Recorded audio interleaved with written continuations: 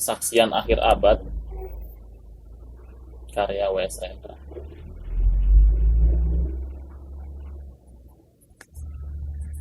Ratap tangis menerpa pintu kalbuku. Bau anyir darah mengganggu tidur malamku.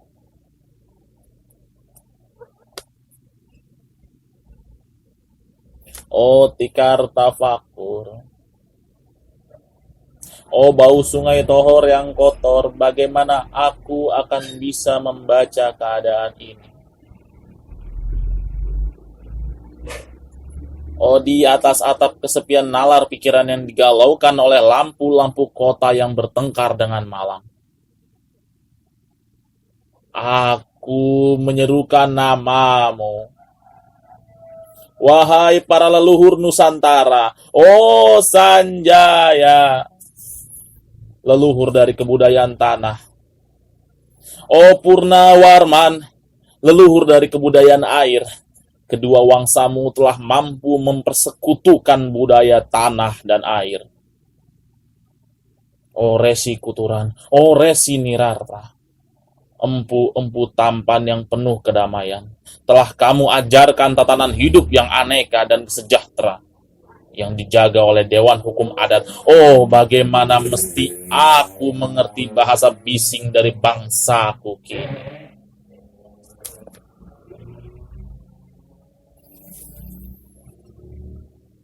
Oh, Kajau Lalido, bintang cemerlang tanah Ugi, negarawan yang pintar dan bijaksana, telah kamu ajarkan aturan permainan di dalam benturan-benturan keinginan yang berbagai ragam di dalam kehidupan. Ada, bicara, rapang, dan wari.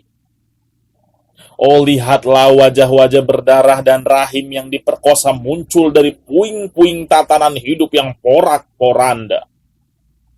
Kejahatan kasat mata tertawa tanpa pengadilan, kekuasaan, kekerasan berak dan berdahak di atas bendera kebangsaan.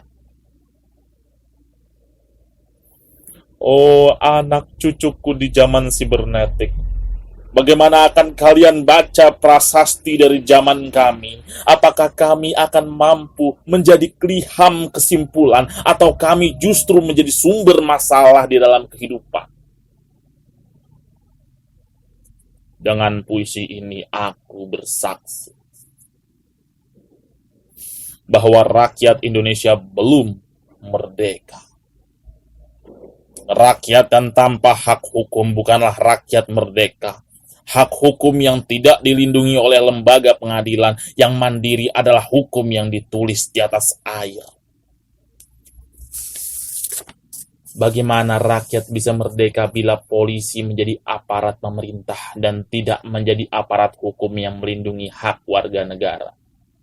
Bagaimana rakyat bisa merdeka bila birokrasi negara tidak menjadi abdi rakyat, melainkan menjadi abdi pemerintah yang berkuasa? Bagaimana rakyat bisa merdeka bila hak pilih mereka dipasung, tidak boleh memilih secara langsung? Wakil-wakil mereka di Dewan Perwakilan juga tidak boleh memilih secara langsung camat mereka, bupati mereka, wali kota, gubernur, dan presiden mereka.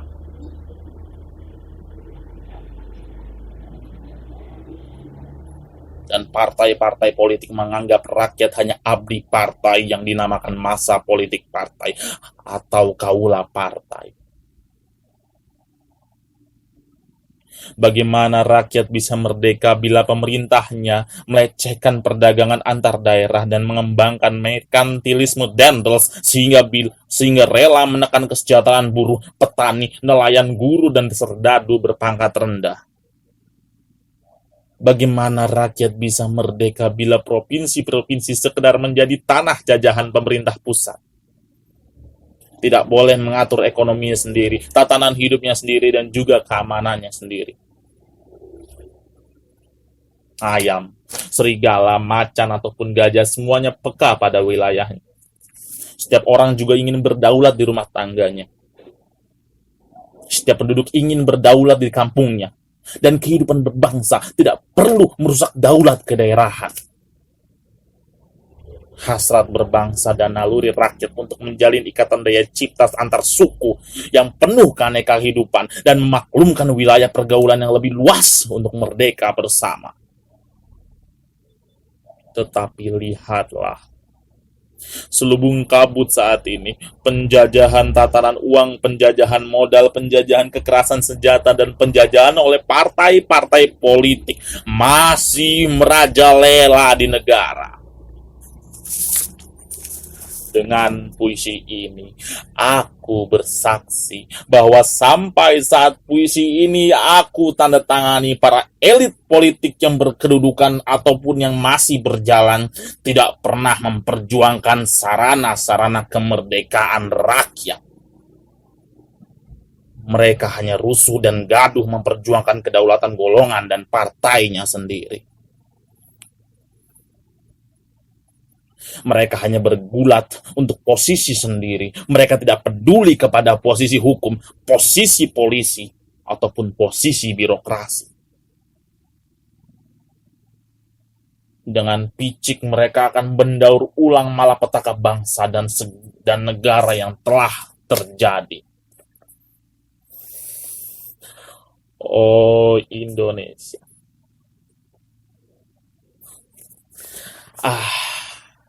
Indonesia. Negara yang kehilangan makna. Rakyat sudah dirusak tatanan hidupnya. Berarti sudah dirusak pula dasar peradabannya. Dan akibatnya dirusak pula kemanusiaan.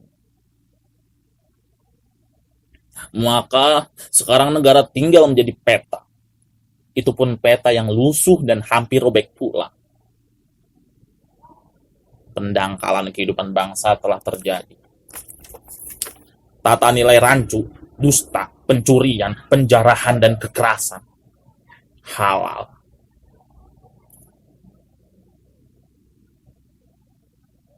Manusia sekedar semak belukar yang gampang dikacau dan dibakar.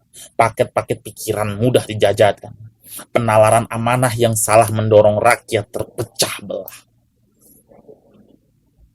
Negara tak mungkin kembali diutuhkan tanpa rakyatnya dimanusiakan. Dan manusia tak mungkin menjadi manusia tanpa dihidupkan hati nuraninya. Hati nurani adalah hakim adil untuk diri kita sendiri. Hati nurani adalah seni dari kesadaran dan kemerdekaan pribadi. Dengan puisi ini, aku bersaksi bahwa hati nurani itu meski dibakar, tidak bisa menjadi abu. Hati nurani senantiasa bersemi meski sudah ditebang, putus dari batang.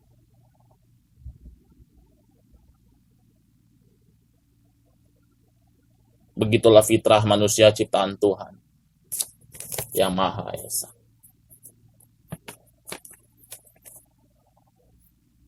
Terima kasih.